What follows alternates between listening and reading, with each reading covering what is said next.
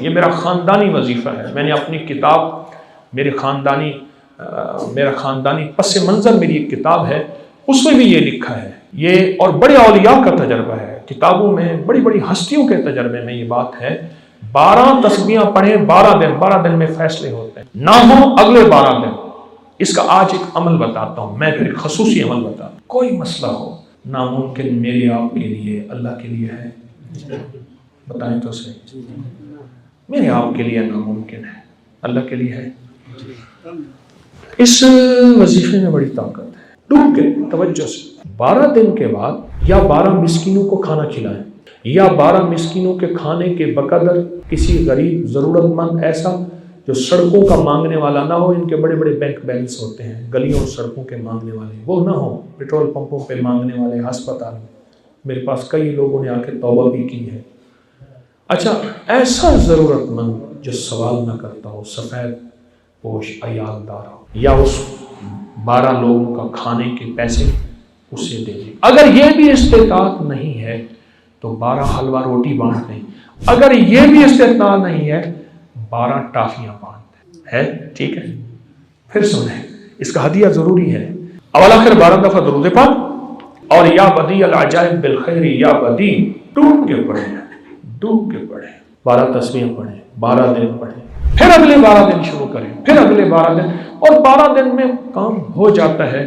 12 دن میں مسائل اگر یقین درد اور توجہ سے. حجاج بن یوسف ظالم تھا. ایک بندے کو دیکھا کعبہ کے سامنے بیٹھے کہہ رہے اللہ میری آنکھیں دے دے، یا اللہ آنکھیں دے دے. ایک طواف کیا، دوسرا طواف کیا، تیسرے چوتھے طواف پہ لگا اپنے خادموں کو. عشاء کے بعد اس نے طواف کیا، کہا فجر کے بعد آؤں گا پھر طواف کروں گا. اس کو پکڑ کے رکھو، اگر اس کی آنکھیں نہ ملی اس کو سر قلم کر. پہلے دعا مانگ رہا تھا نہ پہلے دعا پڑھ رہا تھا، اب دعا. وہ ظالم تھا، اس نے آج تک کسی کو معاف ہی نہیں کیا. انہیں کہا لے مارا گیا. اب جو ساری رات مانگا نا مولا اب جان جاتی ہے. صبح جو حجاج آیا آنکھیں مل گئی تھیں، کہا جا. آنکھیں مل گئی؟ ہاں، تجربے کیے. تجربے کرنے کے بعد جا. کہا اگر حجاج اگر تجھے ایسا نہ کہتا تجھے ساری عمر آنکھیں نہ ملتی. ہم تو دعائیں پڑھتے ہیں، ہاتھ یہاں آنکھیں وہاں، دھیان وہاں، گمان وہاں، خیال وہاں. مانگتے کہاں ہیں؟ کوئی قسمت والے مانگتے ہیں، اور جو مانگتے ہیں وہ منوا لیتے ہیں. جو مانگتے ہیں اللہ سے منوائے. یا بدیع العجائب بالخیر یا بدیع. درد سے، توجہ سے، دھیان سے، یقین سے. کوئی وقت مقرر کر لیں، کوئی جگہ مقرر کر لیں، ورنہ جہاں پڑھ لیں جس وقت پڑھ لیں پر پڑھیں دھیان سے، دھیان سے، دھیان سے. یہ آپ کو سب کو اجازت دے رہا ہوں، عمل کی بھی اس کے ہدیے کی بھی، عمل کی بھی اس کے ہدیے کی. نوکری تھی، نوکری سے ایک تو اپنا کاروبار مل گیا اس دعا کی وجہ سے، دوسرا اپنا گھر ملا، تیسرا اپنی گاڑی ملی.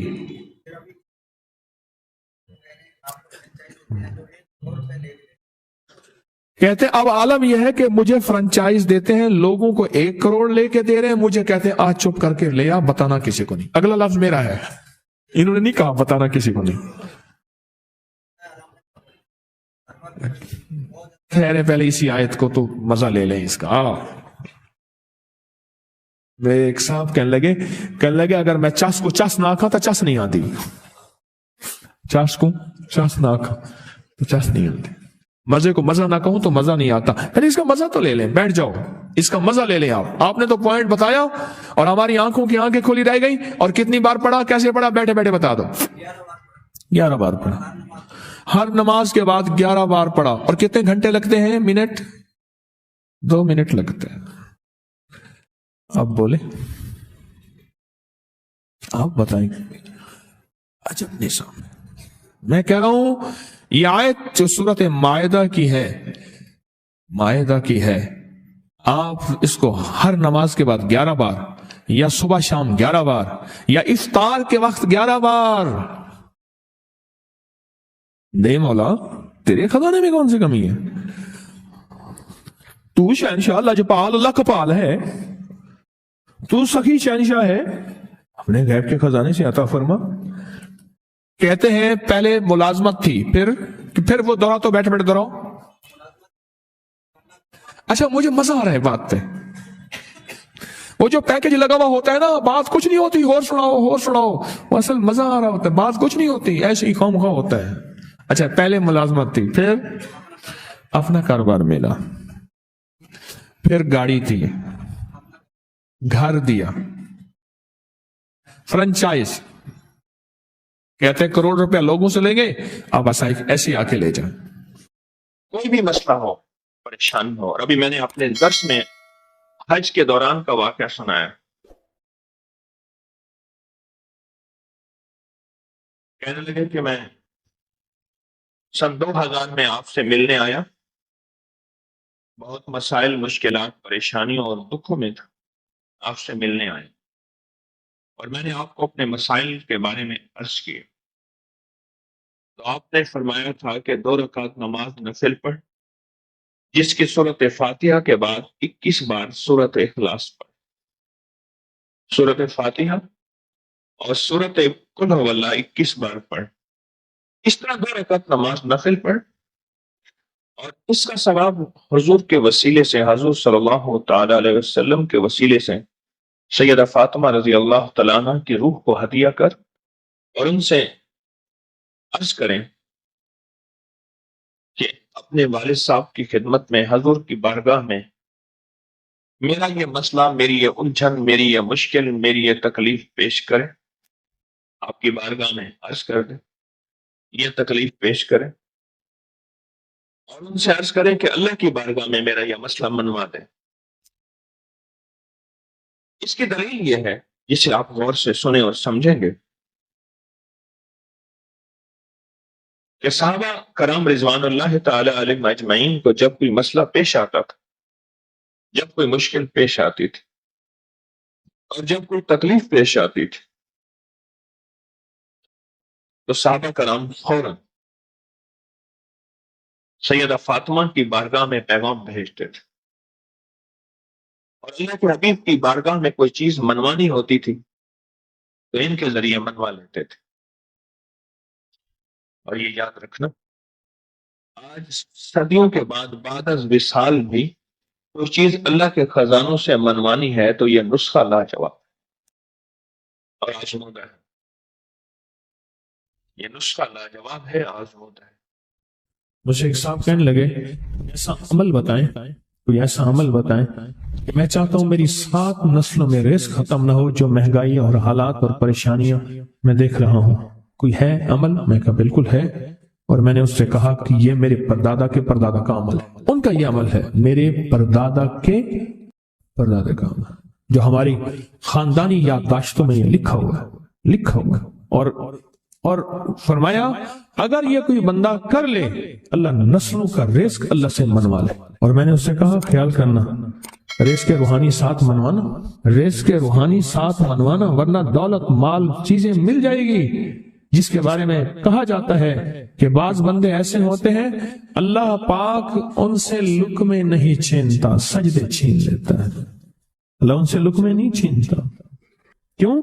رزق جسمانی دوسرے لفظوں میں مل رہا ہے، اور رزق روحانی اللہ چھین لیتا ہے۔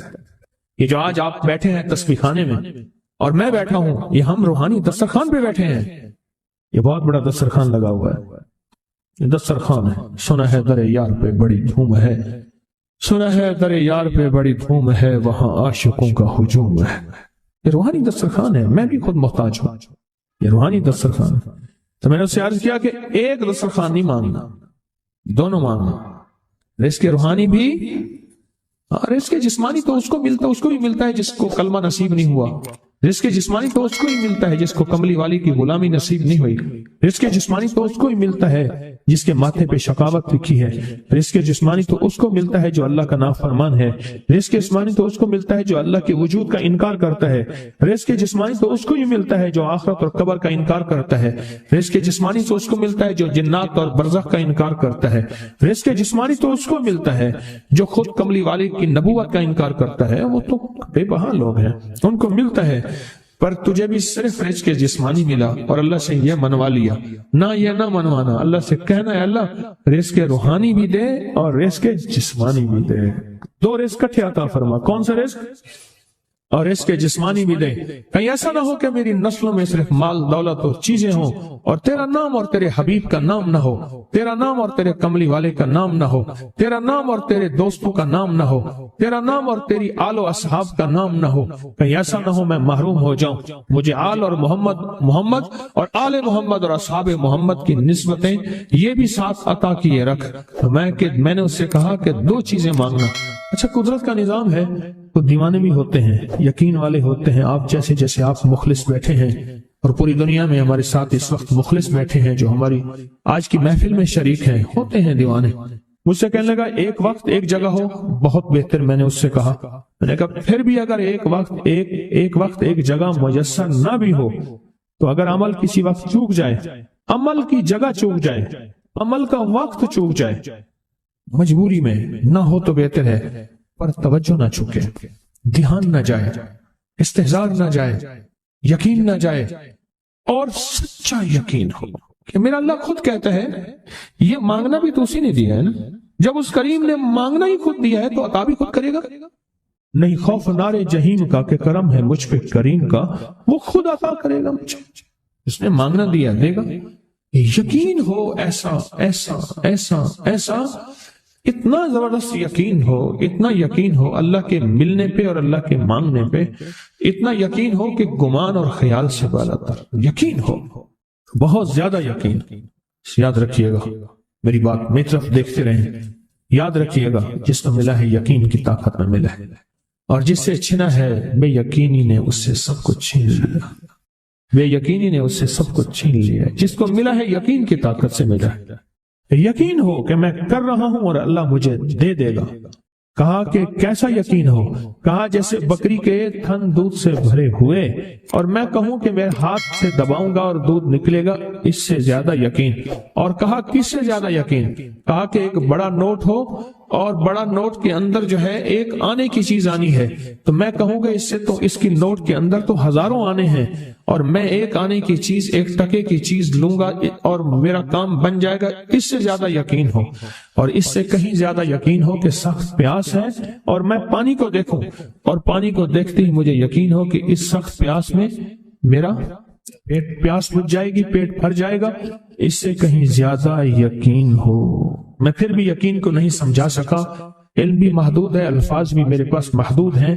اس سے کہیں زیادہ یقین ہو, اس سے کہیں زیادہ یقین اور بہت زیادہ یقین. کیا خیال ہے آپ چاہیں گے اپنی نسلوں کے لیے بخت, رزق, نصیب اور مقدر منوا لیں؟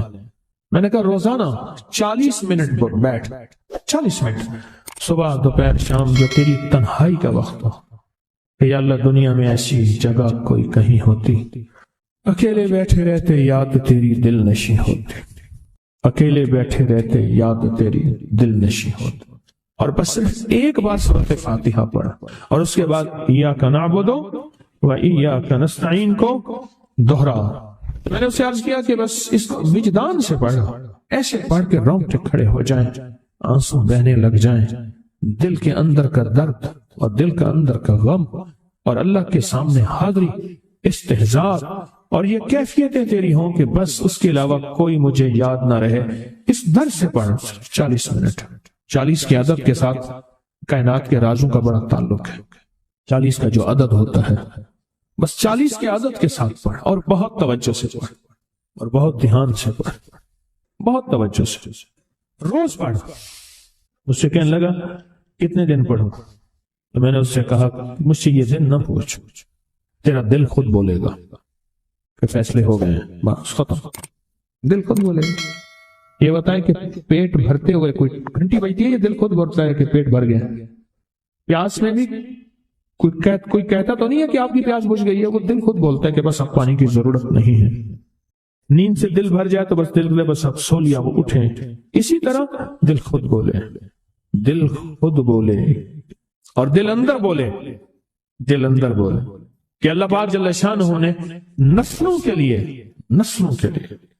رزق, عزت, دولت, برکت کے فیصلے کر دی. بس دل بولے. کتنے دیر کر, اب یہ تیرے اپنے مانگنے میں ہے, اب یہ تیرے اپنے مانگنے میں ہے. مانگنے میں کمی ہے تو دل نہیں بولے گا, اگر مانگے گا تو پتہ نہیں دنوں میں یا ہفتوں میں، جتنے دنوں میں فیصلہ ہو جائے۔ وہ طاقتور چیز ہے جو 7 نسلوں کو کھلاتی بھی ہے، پلاتی بھی ہے، سکون کی نیند سلاتی بھی ہے، اچھا لباس پہناتی بھی ہے، عزتوں کے تاج سر پہ رکھواتی بھی۔ نوری لقمہ اپنی زندگی کی ضرورت بنا لے، پھر کیا ہوگا؟ سورۃ فاتحہ کی آیات 7 ہیں۔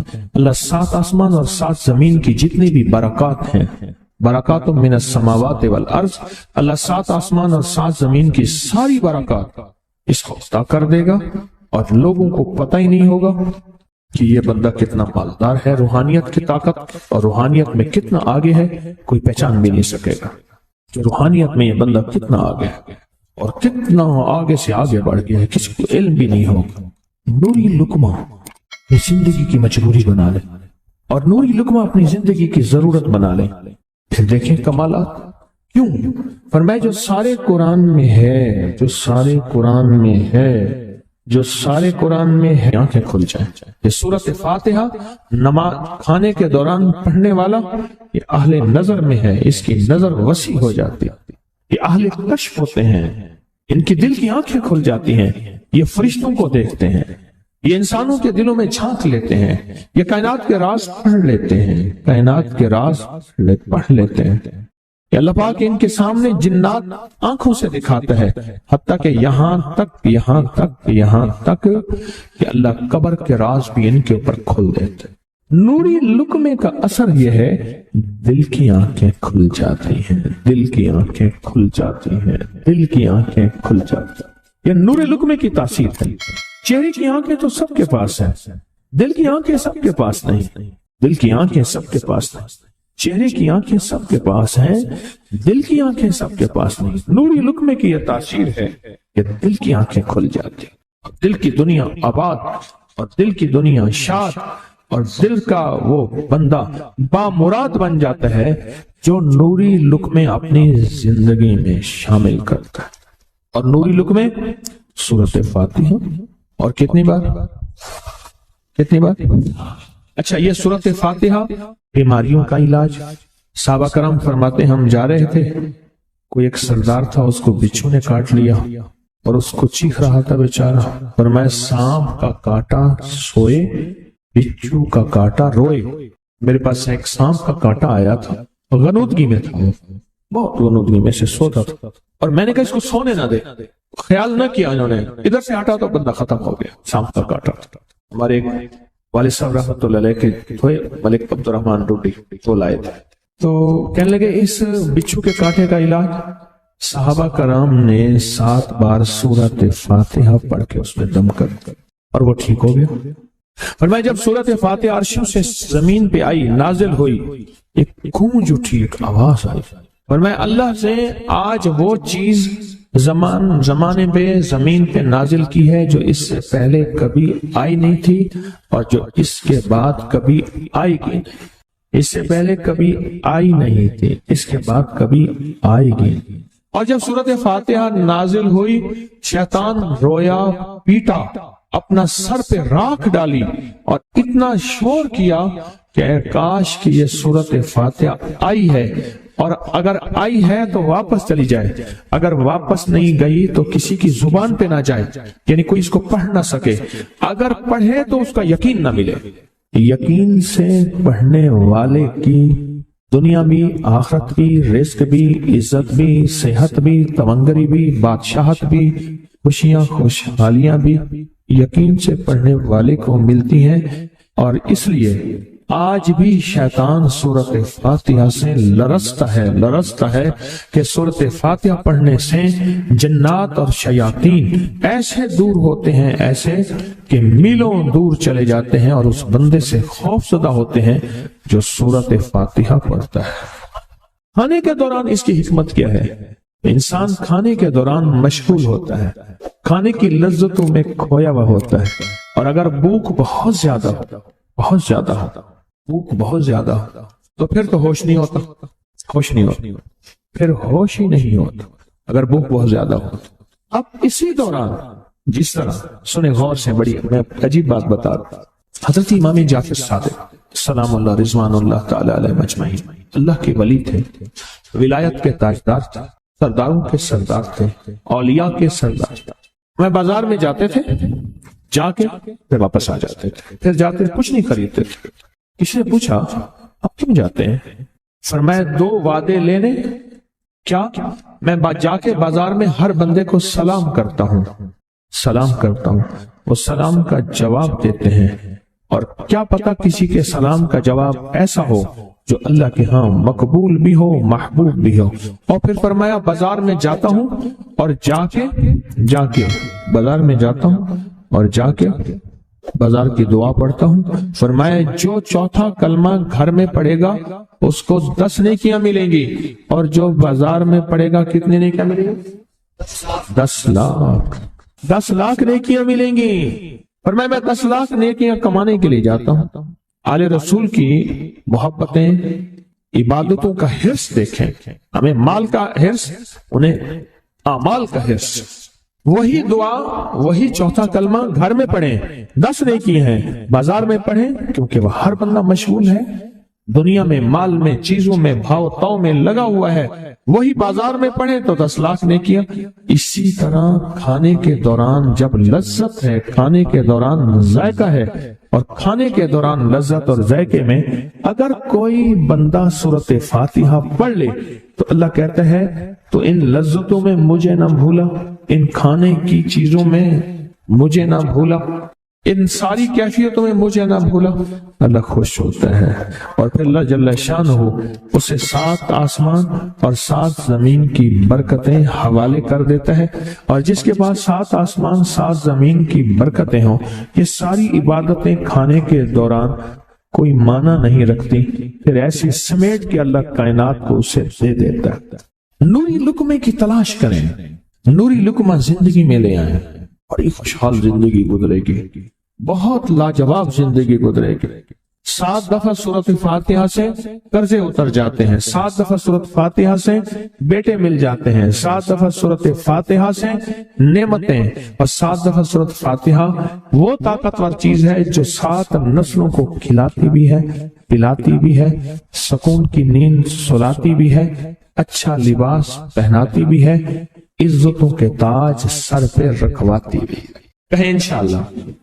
आप सोचें कौन सा मुश्किल अमल, बहुत जबरदस्त अमल है। 1 मिनट का काम है पर काम बन जाता है। और मैंने इसकी इजाजत जितनी मुश्किल से ली थी ना, इस अमल की बहुत मुश्किल से इजाजत, और जिस दिन ली थी उसी दिन फैसला किया था इंशाअल्लाह इसे छुपाऊंगा नहीं, इंसानियत मखलूक को बताऊंगा। और ये 7 दफा सूरत फातिहा जो दिल का मरीज हो मुझ जैसा उसका भी इलाज है, जिस्मानी हो या रूहानी। मैंने पिछली दफा कहा ना कि मैं दिल का सख्त मरीज हूं और आज भी हूं, दुआ करो मौत तक न रहूं। और मैं दिल का सख्त रूहानी मरीज हूं, जिस्मानी नहीं हूं। मेरी पिछली दफा की वजह से पूरी दुनिया में कोहराम मचा हुआ है कि पापा गया, जाना तो है, जाना तो लाजिम है। पिछली दफा मैंने वो कह दिया कि मैं दिल का सख्त मरीज हूं, मेरे लिए दुआ करो। वो ये मरीज हूं, रूहानी मरीज हूं, रूहानी मरीज हूं। तो ये बीमारी जो दिल की बीमारी है ना, उसका भी इलाज है, रूहानी है या जिस्मानी। जैसे मैं दिल की रूहानी बीमारियों के बारे में मैंने आपको कहा, मैं सख्त मरीज हूं दिल का, अल्लाह करे इसका मर्ज का इलाज हो जाए। तो खाना खाते हुए मेरे दिल के लिए भी आप दुआ करेंगे कि अल्लाह भी मेरे दिल को ठीक कर दे, अल्लाह भी ठीक कर दे। आप मुझे बुजुर्ग समझते रहे और अंदर से काम खोखला हो। ये दिल की रूहानी बीमारियों का भी इलाज है और ये जिस्म की और दिल की जिस्मानी बीमारियों का भी इलाज है।